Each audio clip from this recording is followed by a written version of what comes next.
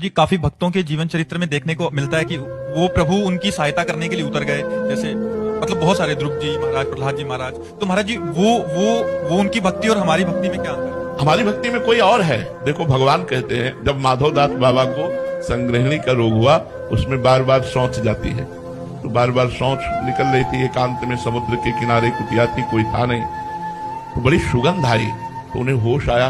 तो ऐसे देखा तो पीतांबर का साफा बांधे हुए 16 वर्ष की अवस्था और बाबा की मल भरी लंगोटी समुद्र से धो धो के फैला रहे। कहे कौन हो आप? ये ही देखा भगवान कमल नयन अरविंदाक्ष श्याम सुंदर। रो पड़े बाबा, कह रहे आपके लिए तो हमने अपना जीवन अर्पित किया है, आप ये क्या कर रहे हो? प्रभु आप हमारी लंगोटी धो रहे हो। भगवान ने कहा बाबा तुम्हारा कोई और है क्या? बोले आपके सिवा तो कोई और है नहीं। तो बोले जब मेरे सिवा कोई और है नहीं तो मैं ही तो सेवा करूंगा ना। भगवान स्वयं माधवदास जी की लंगोटी धो रहे, भगवान स्वयं अर्जुन जी का रथ हाँक रहे। भगवान कहते हैं पग चापू और सेज बिछाऊं, नौकर बनू हजाम, हाँकू बैल बनो गडवारो, बिना तनता रथवान, यही तो मेरे मन में ठनी, भगत मेरे मुकुटमणि।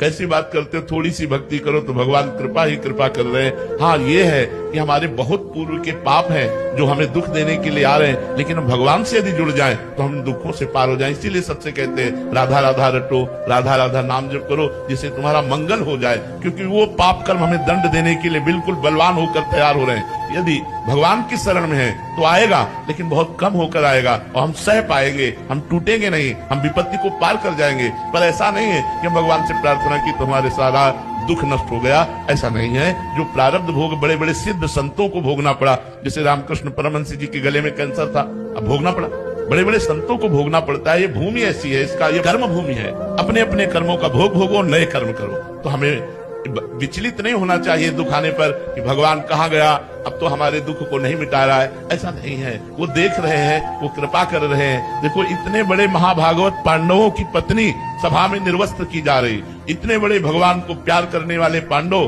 12 वर्ष का वनवास, 1 वर्ष का अज्ञातवास सह रहे हैं। ये सब क्यों सह रहे हैं? क्योंकि भगवान का विधान है, इसलिए सह रहे हैं। हम भक्त तभी माने जाएंगे जब भगवान के विधान को सहते हुए भगवान को ना भूलें और दुख और सुख दोनों को बराबर समझकर हम आगे बढ़ते चले जाएं।